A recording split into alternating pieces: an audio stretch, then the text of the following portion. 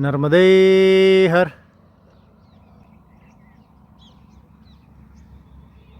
ये देखिए सुंदर सूर्योदय होता हुआ।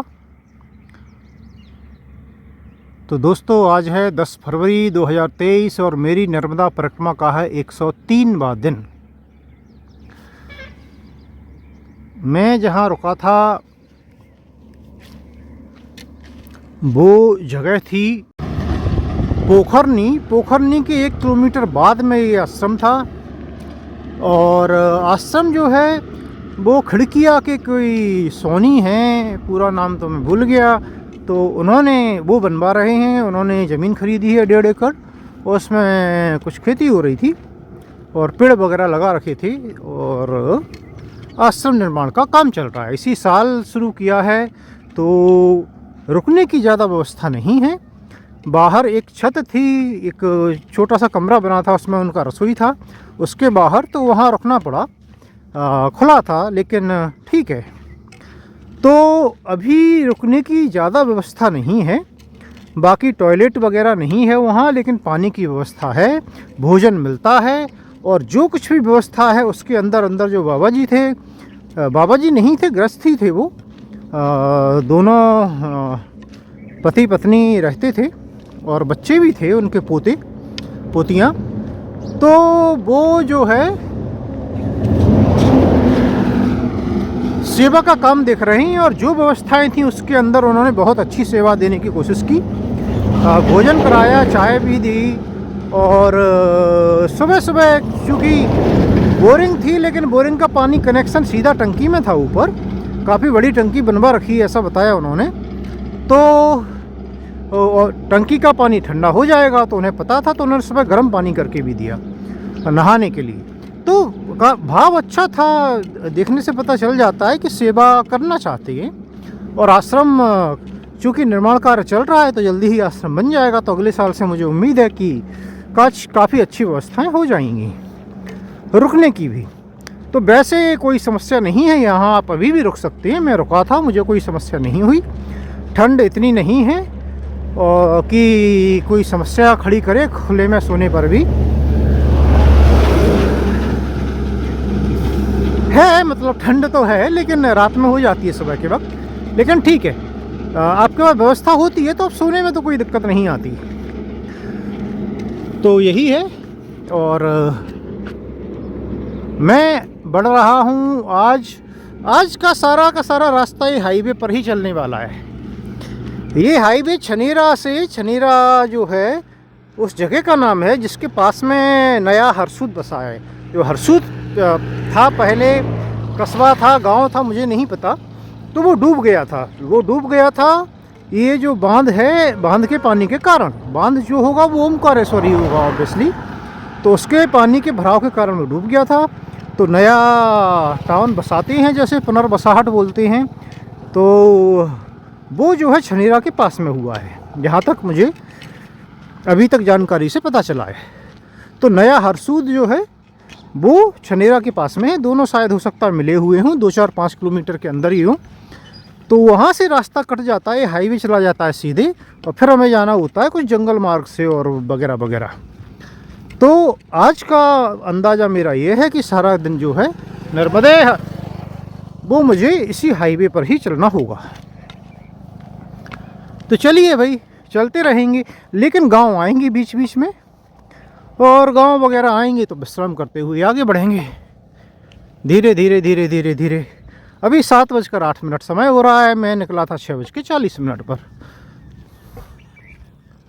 तो करीब कम से कम 2.5 किलोमीटर मैं चल लिया होऊंगा। और टोटल दूरी जो है यहाँ से ओमकारेश्वर की, वो अब बोल सकते हैं कि लगभग 130 किलोमीटर है।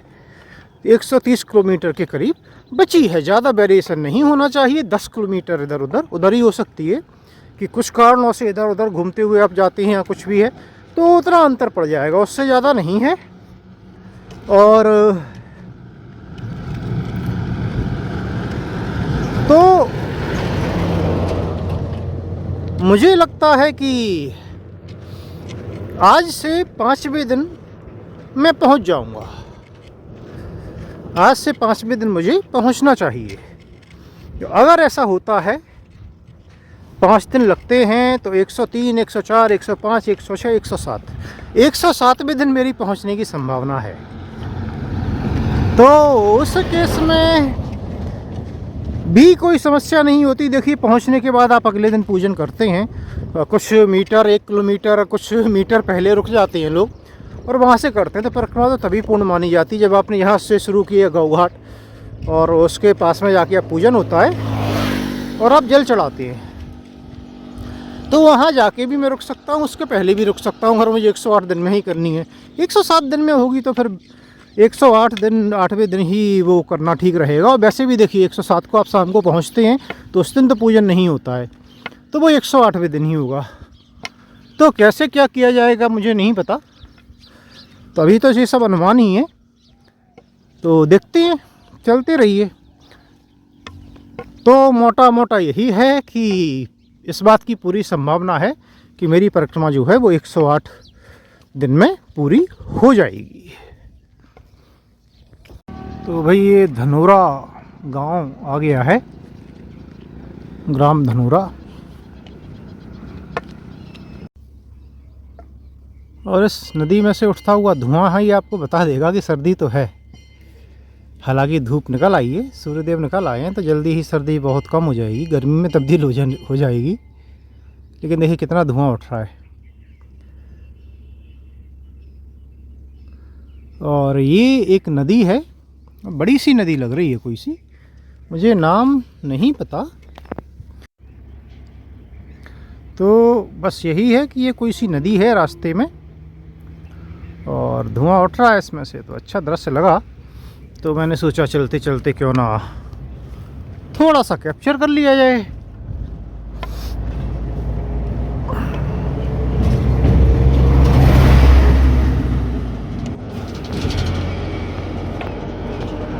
ये देखिए बीच में भंवर जैसा बन रहा है धुएं का भी, और ये पूरा ब्रिज हिलता है जब ट्रक निकलते हैं तो झूले जैसा झूले जैसा हिल जाता है।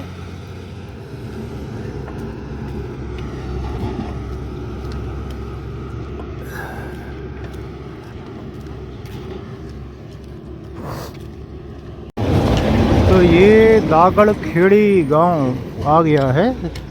दागद खेड़ी है, दागड़ खेड़ी नहीं, दागद खेड़ी।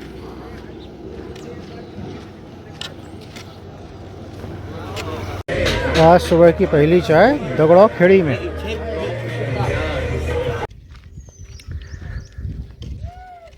नर्मदा मैया, नर्मदा नदी, जिससे कि हमारे ग्रंथों में, प्राचीन ग्रंथों में रेवा, माँ रेवा के नाम से वर्णन मिलता है। दुनिया की एकमात्र नदी है जिसकी की परिक्रमा होती है। एकमात्र नदी, दुनिया की एकमात्र नदी है जिसे कि कुंवारी कन्या के रूप में देखा जाता है। और सनातन धर्म की बात करें तो हमारे सारे तीर्थ स्थानों में एकमात्र जगह है संभवतः जहाँ की ना आपकी कोई जाति होती है, ना आपकी कोई अमीरी गरीबी की रेखा होती है।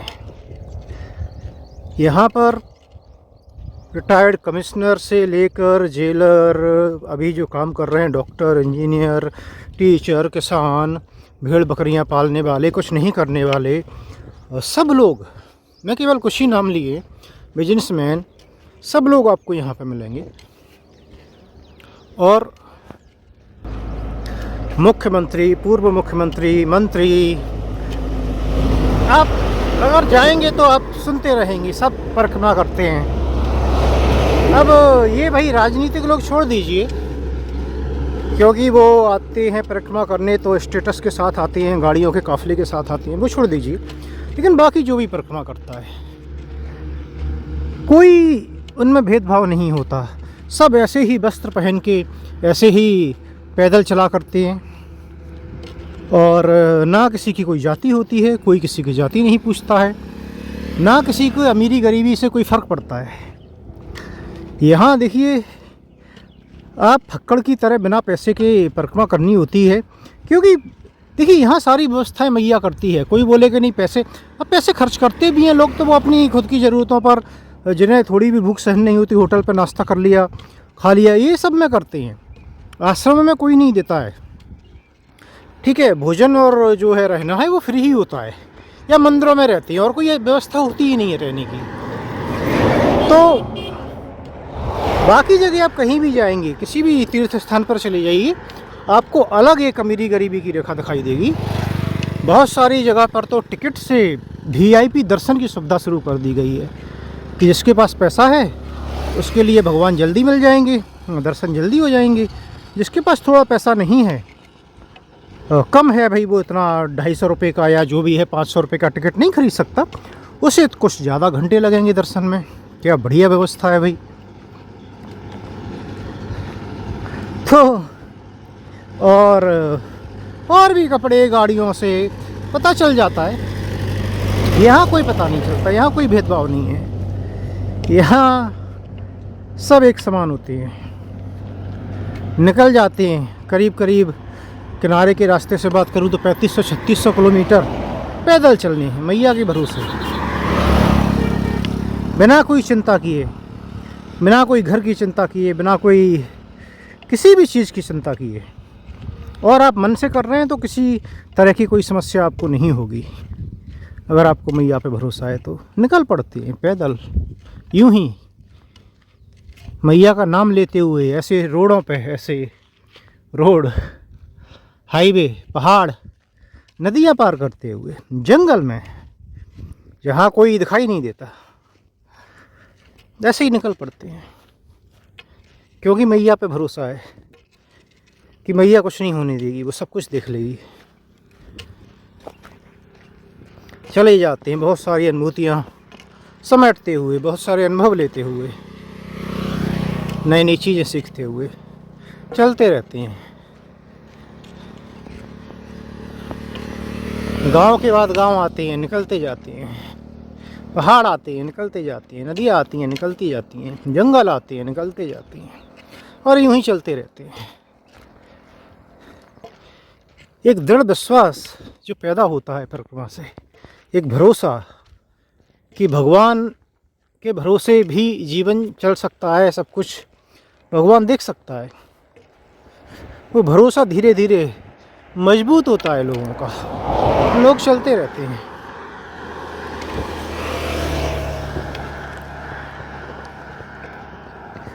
कहीं आपने इतनी बड़ी परिक्रमा नहीं सुनी होगी। अगर मैं याद करूं तो कांवड़िया जो होते हैं, कहीं 50 किलोमीटर, 100 किलोमीटर, 150 किलोमीटर, अलग अलग जगह के कांवड़िया होते हैं। वो अलग अलग जगह से जाते हैं, जल लाते हैं, चढ़ाते हैं, सबकी अलग अलग दूरी होती है।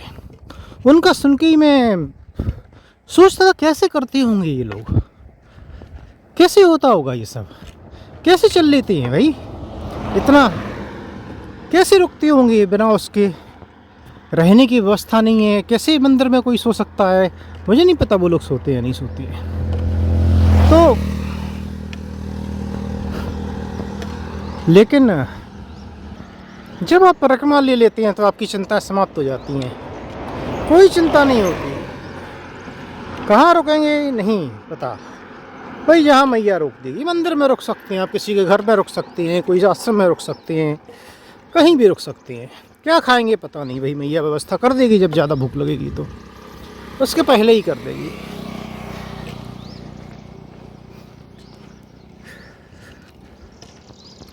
तो ये एक ऐसी परिक्रमा है, यूनिक है, एक ऐसा अनुभव है जो कि कहीं और हो ही नहीं सकता, संभव ही नहीं है।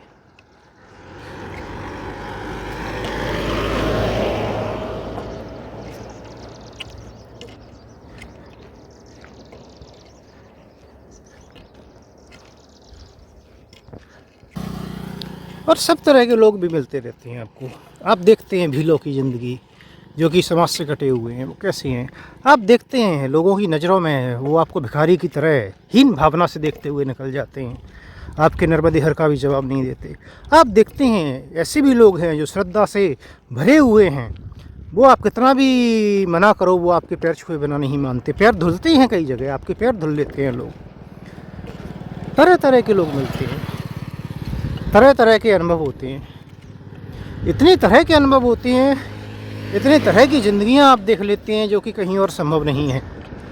आप कितनी भी जगह घूमेंगे इतना सब कुछ देखने को आपको नहीं मिलेगा।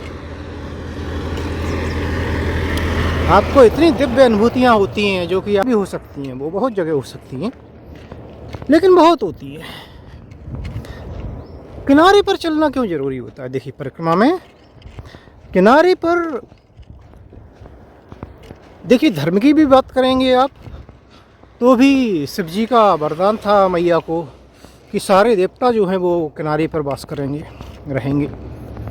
और बड़े बड़े ऋषियों मुनियों ने तपस्या की है, किनारों पर की है, अपनी देह त्याग की है। तो ये केवल कुछ कारण हैं, इसके अलावा भी मैया तो खुद ही अपने आप में एकदम दिव्य है। तो किनारे पर क्या है, बहुत सारे ऊर्जा स्रोत होते हैं जो आपको नहीं पता होंगे, आपको दिखेंगे नहीं। लेकिन जब आप किनारे से जाते हैं तो आपको नहीं पता कौन से ऊर्जा स्रोत से आप निकल रहे हैं, कौन सा ऊर्जा स्रोत आपके ऊपर क्या असर कर जाए। और असर पॉजिटिव ही होगा, ऑब्वियसली अच्छा ही असर होगा। तो इसी के लिए ये एक और कारण होता है कि आप जो है जितना संभव हो सके किनारे किनारे से मैया के किनारे किनारे चलना चाहिए, कोशिश करनी चाहिए, कम से कम 100 मीटर के अंदर अंदर। क्या नहीं है, रास्ते नहीं है, ठीक है, मत चलिए, लेकिन जितना संभव हो उतना तो चलिए।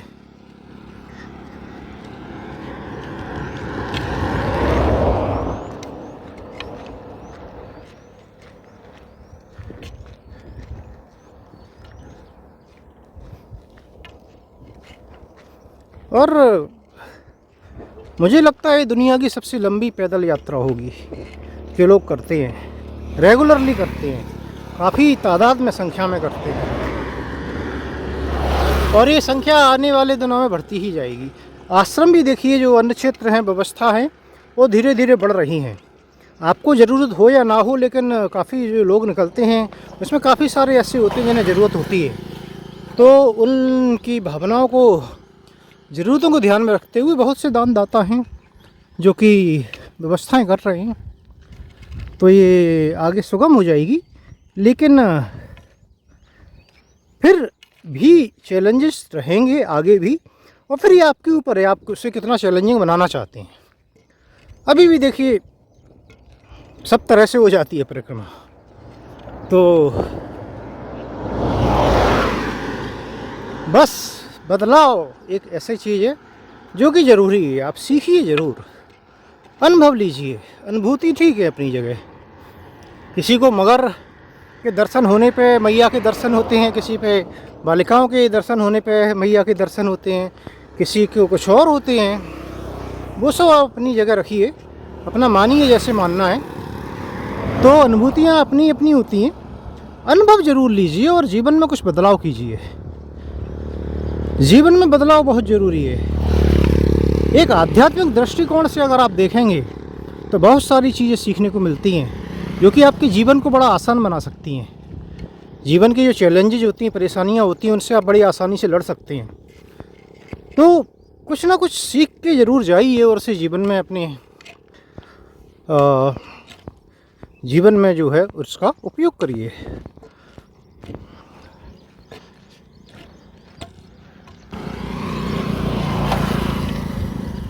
ये है माँ नर्मदा परिक्रमा।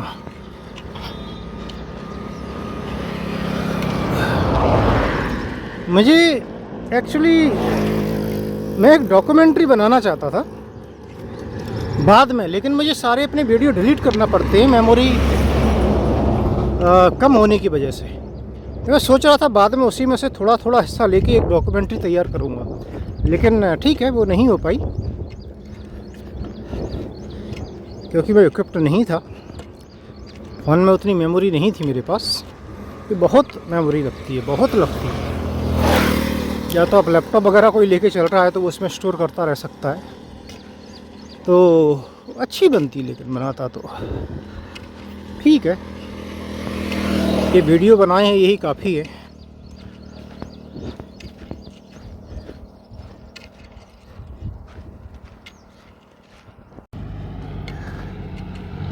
एक सज्जन ने पूछा है सवाल कि परिक्रमा के कोई नियम हैं या सब लोग अपने अपने नियम मानकर परिक्रमा करते हैं।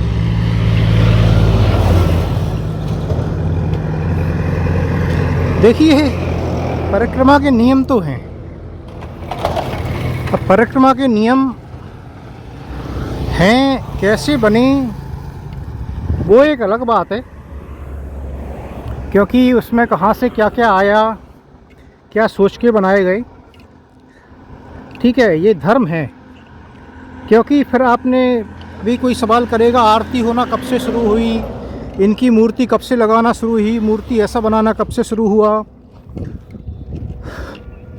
तो धर्म है ये। बात ये है कि परिक्रमा के नियम तो हैं, लेकिन आप परिक्रमा किस लिए करना चाहते हैं उसके हिसाब से लोग नियम मानते हैं। ठीक है, घूमने के लिए किसी को परिक्रमा करना है, घूमने के लिए करना है तो उससे नियमों की परवाह क्यों होगी।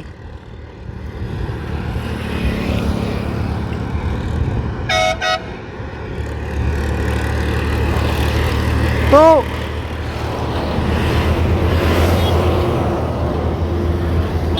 जैसे भाई आप भगवान के मंदिर गए, आप नहा के गए, आप ना नहाए गए, ठीक है, आपने प्रसाद चढ़ाया, आपने प्रसाद नहीं चढ़ाया, आपने दंडवत किया, आपने हाथ जोड़े, आपने कुछ भी नहीं किया, आपने सिर भी नहीं झुकाया, भाई ये आपकी मर्जी है।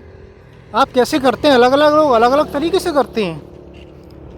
कैसे करना चाहिए बात होती है, लेकिन अब कोई डंडा लेके खड़ा हो जाए, भाई क्या पहन के गए। अधिकतर मंदिरों में कोई कुछ भी कपड़े पहन के चला जाता है, लेकिन कुछ मंदिरों में नियम बना देते हैं वो फोर्स द्वारा कि नहीं यही पहन के जाना है। तो यहाँ पर नियम तो हैं, लेकिन नियम मानना ही पड़ेंगे आपको, इसके लिए कोई डंडा लेके नहीं खड़ा हुआ है।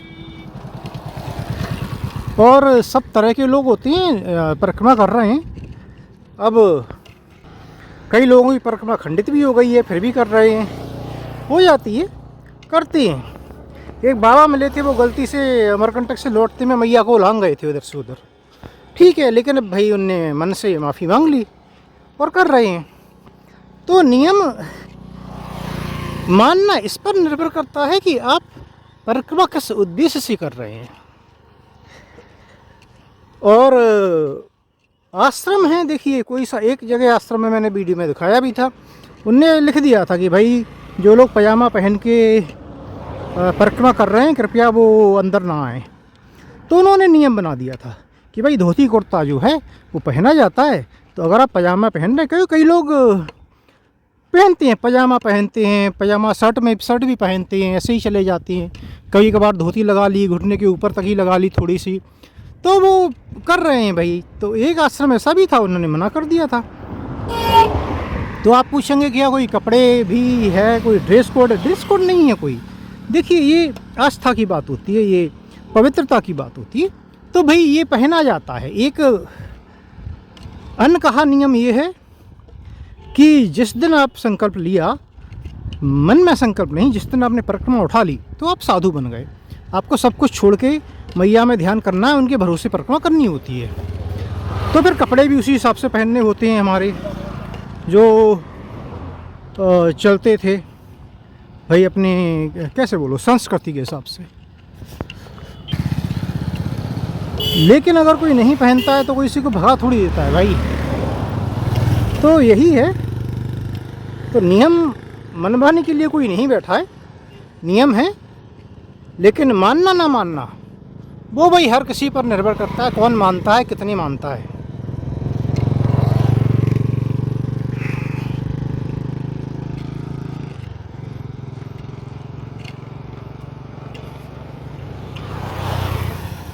बाकी ऐसा मैंने कहीं नहीं देखा कि कोई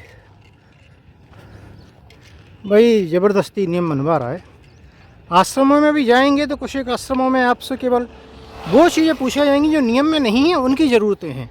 जैसे थाली है भाई, वो थाली है, आप कमंडल लेके लोटा वगैरह ग्लास नहीं है आपके पास, वो पूछ सकते हैं। अगर वो लेके नहीं जाते हो तो बोलेंगे क्यों नहीं लेके गए नियम, तो नियम, उन्हें नियम से मतलब नहीं है, उन्हें मतलब ये है कि भाई उनकी सुविधा उनके पास नहीं है, सब लोग लेके जाएंगे तो उनके पास व्यवस्था नहीं है, तो उनकी परवाह होती है। बाकी तो नियम किसने देख रहा है कौन क्या कर रहा है। कई लोग ऐसे ही घूमते रहते हैं, जीवन ही काट रहे हैं इसी में, परिक्रमा में ही रहते हैं, खाते हैं, फिर कहीं रहने लगते हैं। कोई बाबा कुछ हो रहा है वहाँ पर कई दिन रुक जाते हैं, कई मंदिरों में रुक जाते हैं, जब उन्हें लगता है कि भाई यहाँ से भगा दिया जाएगा तो आगे चले जाते हैं, तो अपना जीवन काट रहे हैं वो। उनके लिए अच्छी जगह होती है। कई लोग ऐसे हैं कि बस कहीं जा रहे थे, उनने देखा अच्छा ये अच्छा है तो इधर ही हो गए। भाई बहुत आबादी है, बहुत सारे लोग हैं, तरह तरह के लोग हैं। मेरा तो ये मानना है कि अगर आप अपना नौकरी छोड़ के या अपना बिजनेस छोड़ के, धंधा छोड़ के और नुकसान करके आते हैं यहाँ, 4 महीने 5 महीने 6 महीने देते हैं, अपना परिवार को छोड़ के आते हैं, तो आप पूरी तरह से करना चाहेंगे। मेरा ये मानना है कि आप पूरी तरह से करना चाहेंगे, पूरे मन से करना चाहेंगे। अगर करना चाहेंगे तो भाई उसके लिए नियम हैं, तो आप पूरे नियम मानना चाहेंगे तो मानिए भाई, अच्छे से परिक्रमा कीजिए।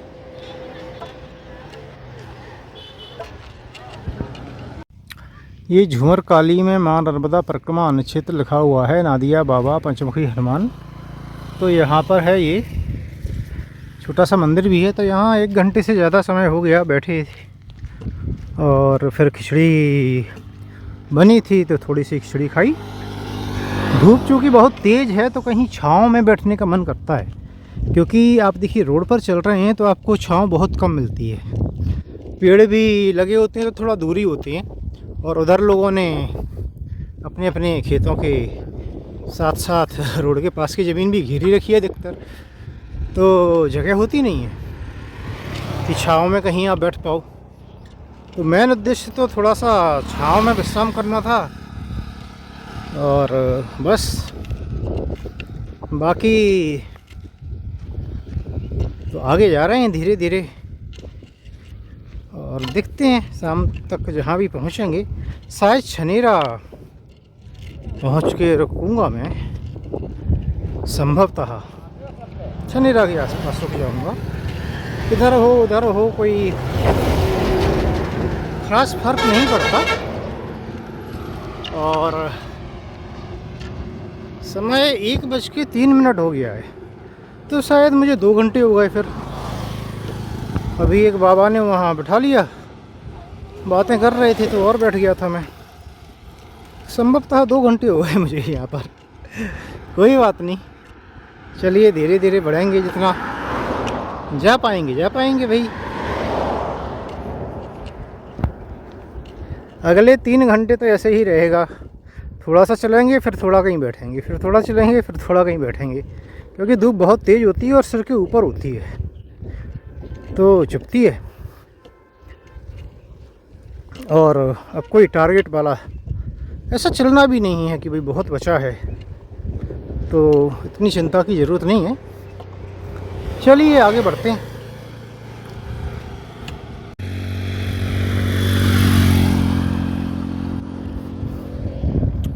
ये देखिए 3 परिक्रमावासी थक के बेचारे पेड़ की छांव में आराम कर रहे हैं, क्योंकि ये रोड का चलना ऐसे ही होता है, धूप में और रोड पर थका देता है, और कहीं जगह नहीं मिलती है आपको विश्राम की। गांव वगैरह नहीं मिलते, कहीं बैठ नहीं सकते, पेड़ की छांव में नहीं बैठ सकते। अब पेड़ ऐसे होते हैं तो उधर जाना मुश्किल होता है, ऐसी झाड़ियाँ लगी होती हैं या तो ऐसी बागड़ की होती है लोगों ने, तो जगह होती नहीं है। अगर एक आध फिर पेड़ मिलता है तो लोग फिर विश्राम करने लग जाते हैं। ये देखिए ऐसे ये पेड़ हैं, आप इधर तो जा ही नहीं सकते, तो ऐसे ही है। परिक्रमा है भाई, परिक्रमा बहुत कुछ सिखाती है। जब आप 20 किलोमीटर चलते हैं, ऐसी धूप में चल रहे होते हैं, और करीब 20 किलोमीटर चलने के बाद थक जाते हैं, धूप सिर के ऊपर होती है, कई बार भूखे भी होते हैं, कई बार आपका पानी भी ख़त्म हो जाता है, रास्ते में कुछ नहीं मिल रहा होता है, छाँव नहीं मिल रही होती है तो कैसे चलते हैं आप? सोच के देखिए ज़रा, गर्मी में निकलने में कैसी हालत होती है हम लोग की, कैसे चलता होगा इंसान। परिक्रमावासी है भाई, वो मैया के भरोसे चलता है और मैया उसे चलाती रहती है। यही तो शक्ति है।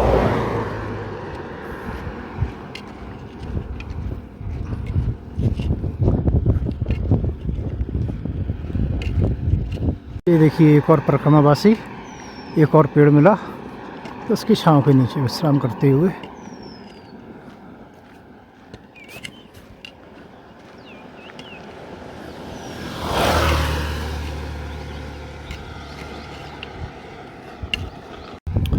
और ये आ गया है गांव साड़िया पानी। साड़िया पानी से छनेरा जो है वो 4 किलोमीटर है, ऐसा लिखा है पुस्तक में, और शायद इतना ही होगा। थोड़ा ये हो सकता है गांव के बाद से वो किया हो, और अगर वहाँ आश्रम है तो वो गांव के बाहर हो, वो थोड़ा बहुत इधर उधर हो सकता है। ये तो 4-5 किलोमीटर ही और होना चाहिए। समय हो रहा है 3:38, तो उस हिसाब से मैं 5 बजे के आसपास पहुंच जाऊंगा संभवतः।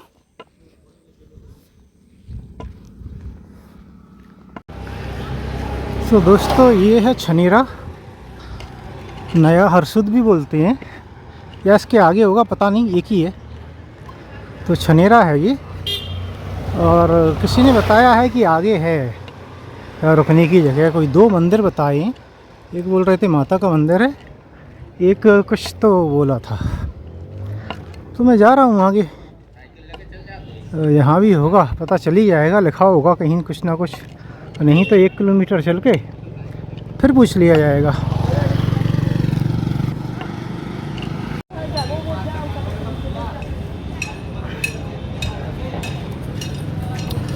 तो छनेरा जो है वही नया हरसूद है, ऐसा मुझे बताया। एक ही है, काफ़ी लंबे चौड़े में फैला हुआ है। उसका कारण यही है कि आप लोग जानते हैं कि जब नया कुछ बसता है तो बहुत दूर दूर प्लॉट दिए जाते हैं सरकार द्वारा। पुनर्बसाहट वाला है ये, कुछ पहले से रहा होगा। तो तहसील लेवल की जगह है, और पुराना हरसूद चूँकि डूब क्षेत्र में आ गया था तो उसके कारण ये नया बसाया था। और सोनी जी थे एक मेडिकल स्टोर पे, तो वहाँ पे मैं थोड़ी देर रुका था, थोड़ी बातचीत हुई। उन्होंने बताया कि 2004 में जो है विस्थापित हुए थे वो लोग, वो वहीं रहते थे पहले, और फिर 2004 में इधर आना पड़ा था। तो ऐसे बसा ये छनेरा नया हरसूद। थोड़ा मार्केट है ये, इधर मार्केट है, थोड़ी सी बड़ी जगह है गांव के लेवल से। तो हमारे लिए तो ऐसी जगह भी बहुत कम मिलती हैं रास्ते में।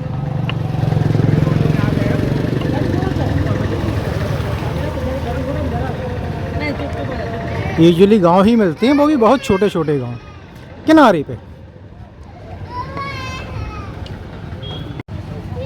तो ये इधर है माताजी मंदिर, ऐसा बता रहे हैं। तो दोस्तों ये है मेरा आज का आसन, और ये जो मंदिर है इसे बोलते हैं माताजी मंदिर। तो माताजी मंदिर है, ये देखिए दुर्गा माता विराजमान है। और ये है नया हरसूद, जो कि छनेरा के नाम से जाना जाता है। ये मंदिर जो है ये है इसका लोकेशन। और भोजन कोई कराने आता है या किसी के यहाँ होता है मुझे नहीं पता, लेकिन भोजन होता है मुझे ये पता है। बाकी ये सामने जो दिख रहा है, ये देखिए, ये जो सामने है ये टॉयलेट बने हुए हैं, टॉयलेट और बाथरूम। वो बाहर से देखने में शायद आपको ज़्यादा अच्छा ना लगे, लेकिन अंदर से साफ़ सुथरा है, यूज करने लायक है। मैंने आके अपने कपड़े धुल दिए हैं, और अब जो है आज का रात्रि विश्राम है वो यहीं पर होगा। कल शायद मैं सिंगाजी आश्रम, सिंगाजी ऋषि का जो आश्रम है वहाँ पर विश्राम करूँगा, या जैसी मैया की इच्छा। तो आज अगर कुछ और ऐड करने को नहीं होता है तो आज का वीडियो है वो यहीं समाप्त करेंगे। नर्मदे हर।